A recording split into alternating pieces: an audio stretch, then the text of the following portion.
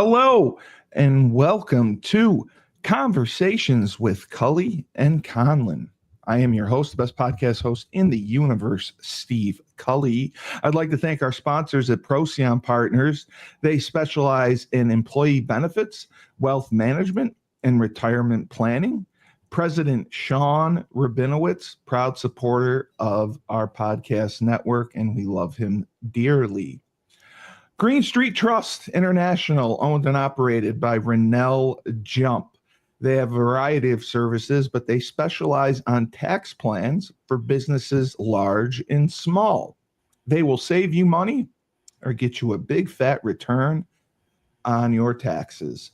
To schedule a free tax strategic evaluation today, go to www.greenstreettrust.com.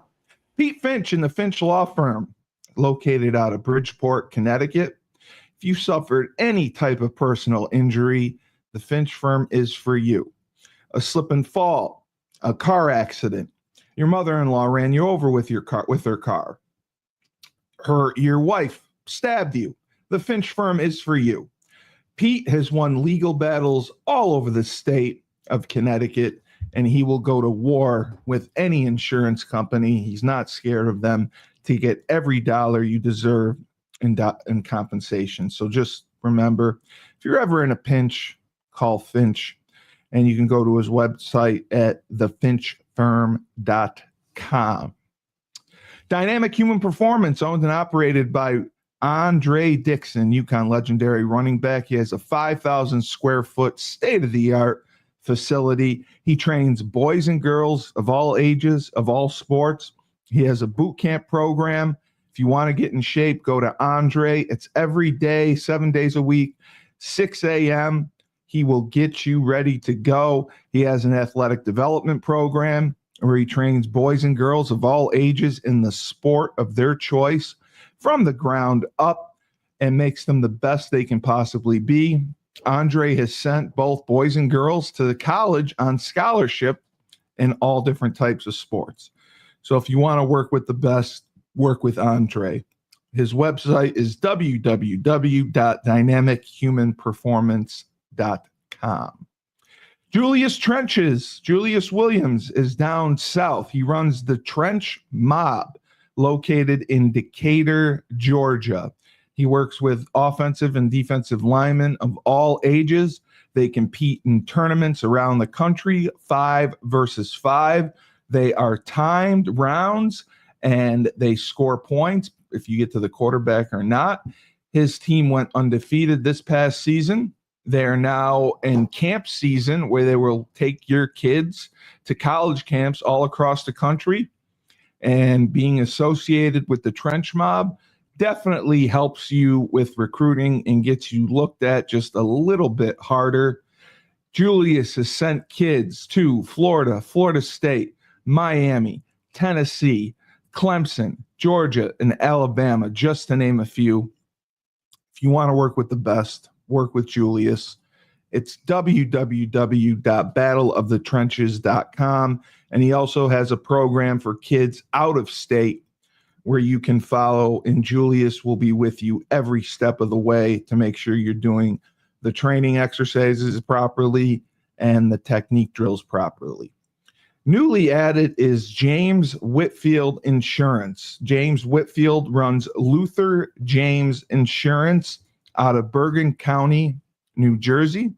He specializes in financial services, retirement planning, which is basically life insurance, because a lot of people don't understand their options when it comes to retirement planning. And his biggest thing is he's been working on this career. It's more than a career. It's a passion of his, and fear of the unknown is real. So all you have to do to get a consultation with James and get a quote, go to lutherjamesinsurance.com.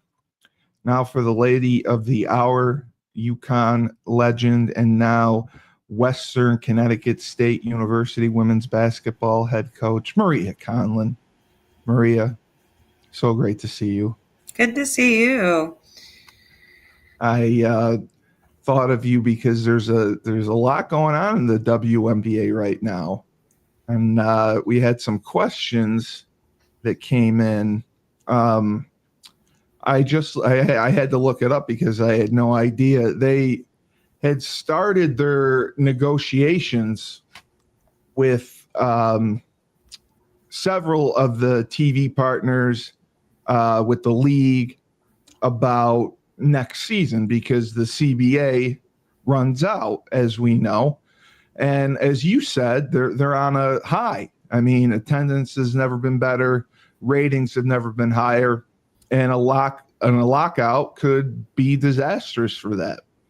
And Breanna Stewart had said she's been absolutely frustrated with negotiations. And there's also been whiff of a possible conflict between the unrivaled league and the WNBA because Stewie and a couple other players, I believe they mentioned Nafisa Collier and mainly Nafisa Collier and Stewie, they own Unrivaled. And a lockout for the WNBA would be good for Unrivaled because there'd be more eyeballs on there. So people believe or think that there could be a conflict of interest between those two negotiating the lockout for the WNBA, negotiating the new CBA when they have a stake in Unrivaled. And if the WNBA were to have a lockout or a strike or whatnot, that Unrivaled's ratings could benefit from that. Players could benefit from that. What are your thoughts on that situation? Should they be allowed to negotiate for the WNBA? I mean, they picked them for a reason, and they are also owners in the Unrivaled League. But I don't see Unrivaled as being even close to a threat to the WNBA. Yeah, I mean, I think it's just a lot of noise from people that don't really know what they're talking about. Obviously, don't know, Right. Fish or Stewie's character. I think Fish came out and said, "Yeah, while I was celebrating the fourth, you were being a Yes. keyboard warrior behind the scenes." Yes. Yes. That's exactly what she said. Yes. Yeah, I don't know if she said keyboard warrior. That's just my word for it. But no, I mean, I think that all the WNBA players, I think Stewie and Fish specifically know how important the WNBA is to the future of women's basketball at the next level. I don't think it's a conflict of interest at all. I don't think that the people that watch the WNBA are necessarily all of the people that watch Unrivaled. It's a totally different season. It's a totally different game. I think that's just people having nothing else better to do than to make stuff up. And if I'm them, I'm a little frustrated too. You want to come together and be able to put together a contract that benefits everybody. And it sounds like they haven't really found one that fits both sides yet. So, with the growing viewership, with the growing TV contracts, I do think that the players should have an opportunity to have a bigger share in that pool of money. And I think Absolutely. rightfully so that they're holding out and trying to find the best deal. I mean, it's not the WNBA players that are thinking it's a conflict of interest at all. I mean, No, and that Unrivaled was never came formed. from them. Right. Yeah, I mean, Unrivaled was formed to give women's basketball players a place to play and not have to go abroad and to stay Overseas. here and spend time with their families. And, I think we should embrace both leagues. And they're both very unique and different in their own ways. But, I think that's just noise. I think that these players, those two specifically, know how bad a strike or a lockout would be for the WNBA, especially with the growing interest in the sport. So I don't think it'll get to that point. And But the expansion team's coming. yeah, I mean, there's just but to that point, it's got to be a fair deal. And if they don't feel like it's a fair deal, then you got to do what you got to do. But I'm hopeful that they'll come to an agreement before it comes to that. Yeah, I think they're seeing that all the other sports, that are live sports, have gotten massive, massive deals and massive upgrades, and they're a live sport. So why shouldn't they get a raise, and why shouldn't they get a better deal? And they just signed the television deal that's going to be paying them $200 million a year. I mean, that's worth something. I don't know exactly what they're asking for, but I mean, this has gotten them the least private flights and hotel rooms and better travel, but they need a bigger slice, like you said, of the pie. I don't even know what they get, but it's not what they're worth. I mean, the league has value, and especially now that you're seeing these big markets come in and want teams, that shows right there that the league has value. Where 5-10 years ago, if you asked Cleveland or Philly if they wanted a WNBA team, they probably would have said no. And Unrivaled, I mean, they don't have more than what, 9 people on a roster, 8 people on a roster. I know they pay well, but Yep. it's not something that, it's a completely different game. I've watched it. You've watched it. 3-on-3 full court is difficult. And they're trying to say that they planned the Unrivaled League around the WNBA specifically for the lockout, if there was to be one, so they would benefit. And I just think that's insane.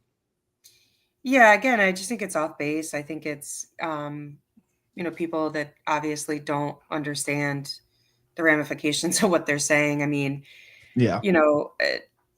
It just doesn't make any sense. I think it's silly to try to pretend like that's something that these players want. It definitely isn't. No, they want to play. They want to Yeah. play. And unlike you said, Unrivaled just provided them an opportunity to make money and not have to go overseas to do it. Yep, And exactly. I agree with that.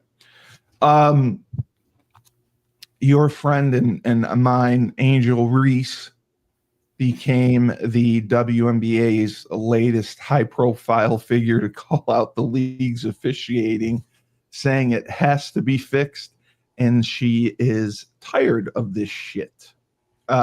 She says that she tries to talk to officials, and she's only been to the free throw line twice up until the fourth quarter, and the official tells her it's not her job. And it's frustrating because she knows how hard they're battling inside, and she thinks if the officials should have to come down and fight inside as hard as they are, and she feels that she's not getting the calls, and it's a leaping step for them. And obviously, we know we can compete with the best, but the officiating has to be fixed. And I don't give a damn if I get fined. It's cheap, and I'm tired of this shit. What are your Yeah, thoughts on this?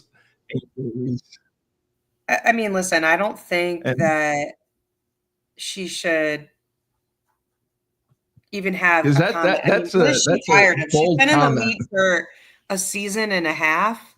and a half. Yes, yes. I don't know. I'm not a big I think it's stupid. I mean, maybe if she would just make some of her layups from the beginning, she wouldn't have The an knee issue. ups. But Yeah, yeah, I don't hold any weight to I don't that. know I what don't she's think looking she's for.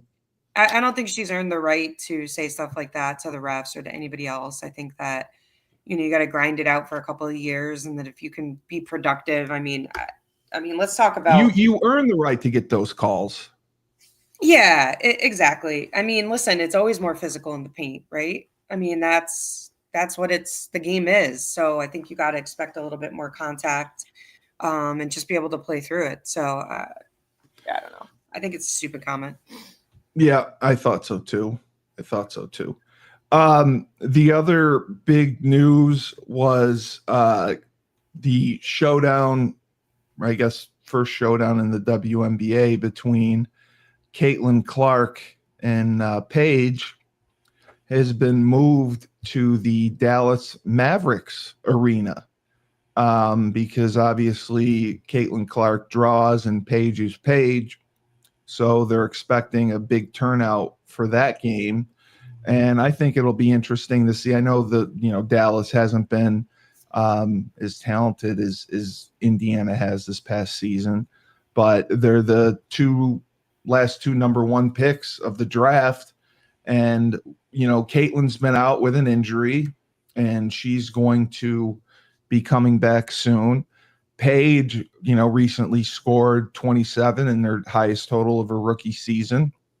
And if Caitlin returns from the groin injury, their first meeting could be this Sunday in Indianapolis, and then they will be going to Dallas on the road, where they're expecting 20 plus thousand fans. They normally play in a 7,000 seat College Park Center in Texas Arlington campus, about 20 miles from downtown Dallas. So this is a big time matchup. This is a matchup fans have wanted to see. Do you think that it would fill the Mavericks arena?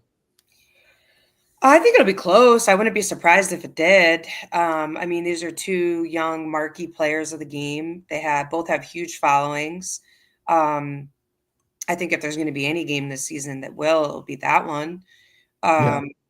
That's a lot of seats to put in there. So, a lot of butts in the seats. So we'll see. But I think it's exciting for the game. I think it's cool that the NBA teams are embracing this and, Yeah, they are. letting it, I mean, you got Indiana is also playing the Connecticut Sun at TD Bank Arena in Boston coming up. So I think it's great for the game that they're going to play in these larger arenas because not every WNBA team plays in their NBA counterpart. Yeah. So I think it'll be really cool. I'm excited to watch that game. We saw them play against the Fever a week or two ago, and obviously Caitlin Clark was out that game. Right. So I think that was a disappointment for a lot of fans because they were really looking forward to that matchup, which is kind of funny to me because I don't think they'll guard each other. But, it's just having both of them on the court at the same time. It'll be the first time since the national semifinal, 2 years Right. ago. So, I think it's great for the sport. It's cool to see a couple of these rookies get their flowers this year and get nominated for the All Star team. So, it's been really positive. I think really the only negatives that I've seen this year in regards to the WNBA is just still a lot of banter about mistreatment of Caitlin Clark. And, Right. a reporter lashed out on the president of the WNBA this week in terms of, not really standing up and standing out for Caitlin Clark and the treatment that she's been getting on the court and with the Oh, refs. wow. I didn't see that. Yeah, Kathy Engelbert took a little bit of slack this week from some reporters because it seems like whenever they're asking questions about how Caitlin Clark is treated, she always has to bring up Angel Reese's name, etc. So, I do think that, the more that I watch and I see some of the clips, and it's just, there's definitely a blatant, there's a little bit of an attack on Caitlin Clark, I think, from the players. Whether it's warranted or not, I guess is up for debate. Right. But, the way they play her, the way that they foul her, the way that she's being reffed is definitely not consistent with the rest of the league, I don't think. We've just seen some players like Angel Reese committed a flagrant foul, over the weekend versus the Liberty where, Yes. she just blatantly takes out a kid at half court. And I don't know how she doesn't get kicked out of the game. I think that these refs have to, do something to kind of set the standard that that's not how the game should be played. You don't ever want to put a player in harm's way where, they can be fouled in a way that, they could potentially miss games. Get injured. Yeah. So, yeah. There's not that many stars, and the last thing you need is someone getting injured. And then it's Angel Reese who's the one complaining about the refs not giving her the calls when, she's one of the most egregious offenders of it. Yep. But as you said, this was the first time that 5 rookies made the All-Star roster. 3 rookies are starters, and then there were 2 reserves.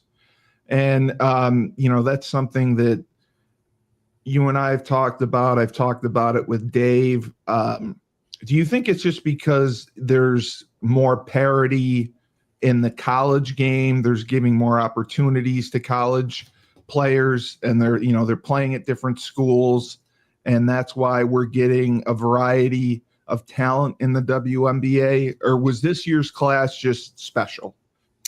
I think it's a combo. I think that this year's draft was pretty deep. I do think that there are a lot of really good players like Sonia Citron, for example. I think that was like the steal of the draft. I think she's really good. I think she's going to make a lasting impact for Washington. Same thing with Kiki.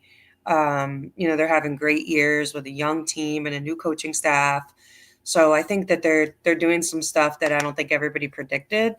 I thought Sonia Citron would make a great pro, and I've watched her a lot just with the UConn Notre Dame rivalry over the last couple of years. Right. But I do think that a lot of it is just like a trickle down effect, right? So as the game gains more popularity, you have more people playing the game, you have more people perfecting their craft at an early age, and they're coming to college more skilled with more stuff in their tool belts, and not all of those players are going to UConn like they were in the past. I think they're spread out now, and you got some really great players across the country, and I think we'll continue to see that trend as we see the shift of some of the older players in the WNBA retiring, etc. So I think it's exciting for the game. I think the game's in good hands. You got a lot of youngsters that are really talented and that are also just representing themselves in a really positive light, which is fun to see. You had a question from Jamel, I think her name is. She wanted to know what your thoughts were. She's big Angel Reese fan. Wanted to know your thoughts on Chicago and why they have struggled so much this past season. They're 5-12. I guess the expectations were higher. Washington is doing better than them, which you had called out right after the draft because they had a good draft. Even Indiana without Caitlin Clark, they're third right now. They're only a couple games back. What do you think the problem is with Chicago? Well, I think Chicago is struggling to find an identity. Yeah. And I think that they're younger, more talented players like Angel Reese and Camila Cardoza. They're post players, right? And I think that the perimeter, they lost Marina Mabry. They lost, oh gosh, her name is escaping my head. She got into it with Caitlin Clark last year, but she was a scorer for them. New coaching staff, right? So, I think that the problems that Chicago thought they had last year, they thought were with the coaching staff, which I think we're finding out isn't necessarily true. I think it's, you have a team of a bunch of kids that really don't know, like what is, like if you look at Chicago, like what is your style? Like Right. what game are you playing? Is What it is a your grind it out identity? in the post game? Because Yeah. I don't know if you can just have that and win a lot of games in this league. I think that you have to have a strong perimeter game. I think you got to be able to play in transition and get up the floor fast, which they haven't really shown that they can do. And I think defensively, they've struggled to really find their identity as well. So I think they're a franchise right now that's in trouble. I think that if I'm them, I'm trying to make some moves with trades or in the off season to, really get some players in there that can help with some of the younger kids in terms of like, who are we? What kind of style of play are we going to have out there? And I think that, last year they had a couple of other pieces that helped with that. And they lost some of those pieces and they lost their coaching staff. And, I think we got to wait a little bit to see if they can figure it out. But, in addition to that, I think we've also seen a lot of these other teams find their identity and, bring in coaches that have really helped, flourish with the kids that they have on the team, and found some of that stuff early on that maybe we didn't expect, which has made Chicago look a little worse than maybe they are. So, I do think it's a combo. I think, some of it is identity. I think some of it is just not having the right players in place. Several questions came in about our Connecticut Sun. Are the Connecticut Sun a team, like, would you go down there and watch them play? I mean, are they a good brand of basketball, or do you really feel it's time to take a good look at them and maybe see if they could flourish outside of Uncasville? Yeah, I mean, there's a lot of talks in Connecticut. There have been talks about them potentially going to Boston. I know the governor is really making a push to keep them in Connecticut, so they're also looking at Hartford to be a little bit of a different hub. But it's not the fans, So I think no matter where you're going to stick them right now, again, I think it's a team that just doesn't have the personnel to get stuff done right now.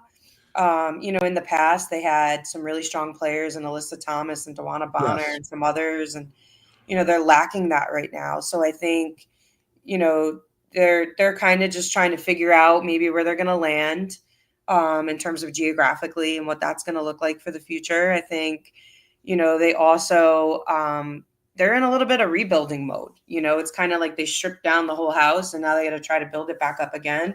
Another franchise with a new coaching staff that's trying to figure it out. So, there's a lot of variables there in Connecticut, for them this year, and then moving into the fall and the off season, they definitely got to make some moves. They got to make some changes, and just solidify, what they want that franchise to represent. Yeah, no, I agree with you for sure. I was just looking at their roster. Nobody really stands out other than like Tina, but she's 36, and the rest, I mean, they got some younger players, and just the rest are older. So yeah, it seems like it was a complete overhaul from the team that we saw last year that was quite dominant for a while before New York took over. With the first half of the season coming to an end, New York being first in the East, Minnesota first in the West, which you predicted.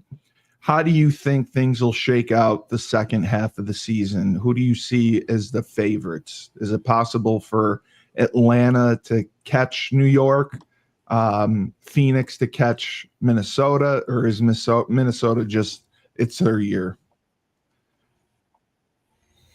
Yeah, I mean, I think as long as Minnesota stays healthy, when you compare them to some of these other franchises that we've been discussing, they're they're a team that knows how they want to play.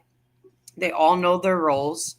They step up when other kids are having a bad game. Like, they have a really, really strong leader in Nafisha Collier. Right. I mean, I don't see she's how the she doesn't. MVP candidate, right? Yeah, I don't see how she doesn't get MVP this year. I think it would be a Yeah. travesty. Again, as long as she stays healthy on the back half, because anything can happen. But I think barring any injuries or any major, shifts, like, there's trades that could happen for other franchises that could put them ahead. I think if everything stays constant the way that it is right now, I see Minnesota, winning the West and winning the whole thing. In terms of, Phoenix, I mean, Phoenix looks great. If they can, make a couple of moves in these next couple of weeks to help in some areas that'll maybe put them a little bit closer to where Minnesota is, they have a chance.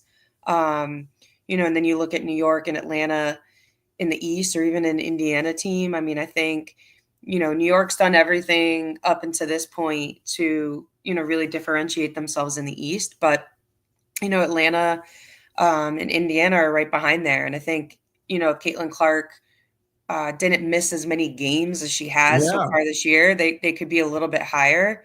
But they're still really young. I mean, New York's got veterans, right? They got Stewie, they got Sabrina. They have some other really nice pieces on that team that have been in the league for a while. So I always kind of trend towards experience when it comes to the playoffs. So I feel like if New York met Indiana, in an Eastern Conference final situation, I feel like New York would take the edge this year. But anything can happen down the stretch. And Indiana has held the ground pretty well without Caitlin Clark. Yeah, they have, which we've talked about in the past. I mean, it's a real positive for Indiana. I mean, we talk about the last 2 years, the number one draft picks being in Dallas and Indiana. But if you go 3 years, right? I mean, Indiana had 2 number one draft picks in a row. So, Aaliyah Boston is having a great year. They put together some really nice pieces. They just cut DeWanna Bonner. There was a lot of chemistry issues there. I think. Yeah, they said she's expected to go back to Phoenix. Yeah, I mean, her fiance is there, Alyssa Thomas. She played a good bulk of her career in Phoenix, so she's familiar with the area. I think she likes the area, so I could definitely see that happening. That would change things, I think, for Phoenix a little bit in a positive way. Was she the older player? Yeah, she's in her 30s. I think for her, it's like I thought that was an interesting mix up for Indiana with them, because I'm not sure that she's necessarily at a point where she wants to take a backseat to too many people. And, on an Indiana team with Caitlin Clark and Aaliyah Boston and Kelsey Mitchell, like, you're not getting as many touches per game as you were used to. So, I think there were some different chemistry issues there, and expectations were a little bit different. And it's easy to say, yeah, I'll come in and take a backseat. I want to try to win a championship versus actually doing it. So I think that you saw a little bit of that, and I think it was smart for Indiana to move away from that situation and just focus on the core that they have. So, in your guesstimation, do you think that they come to an agreement and there is no lockout or strike, or do you think this drags on throughout the season and kind of hangs over their head? I'm hopeful that they will come to an agreement. I just think it's what's best for the game. And like, nobody wants to hear this stuff right now. Right. Like I'm not saying nobody cares, right? Like, people care. They want them to get their fair piece and their fair, share of the revenue. But I also think people just want to watch basketball, the dragging on and holding over their heads. I mean, the girls are still playing. They're still playing hard. I don't think you're seeing anybody, take their foot off the gas pedal because of these conversations and differences in the way that it should go. But, again, I just think it would be better for the game if some of these things were tied up sooner rather than later. Have you built any more decks? No, I haven't built any more jobs, but I did. We built a farm table to put outside, and I sanded and stained it last week. Oh, that's cool. That was my last bit. And then I just kind of chilled all weekend, just hanging out there. And, I am looking for my next DIY project. I think this weekend I might build Lincoln a water table or something to play with. Oh, those are fun. Because it gets hot down here. Yeah, yeah, we got the beach, but it's still really hot at the beach too. So yes. Yeah, so that's it. And, I'm just trying to get stuff in order. Moving forward for our season. We're wrapping up some kids that we went and saw for the 2026 class. Just excited to, get back to that in another month and a half and, see where everybody's at, see what work they put in over the summer, because you never really know until you get them back in the gym. I've been driving my daughter around to her summer league games and her summer workouts, which has been fun. And I've been able to do that because, once my season starts, I won't be able to do that. You won't be able to see her, right? Yeah. So I'm just kind of soaking that up and soaking my time with the family while I can. And just enjoying some humid Connecticut weather. All right. Well, thank you again. I just have to say thanks to Fresh and Fresh Fold Laundry Company down in Chapel Hill, North Carolina. They now have a pickup service. You schedule online. They come pick your clothes up, wash, dry, and fold them, land speed records, and then you just come and get them when they're ready. They have an online subscription service, weekly and bi-weekly. They also have deals for college students.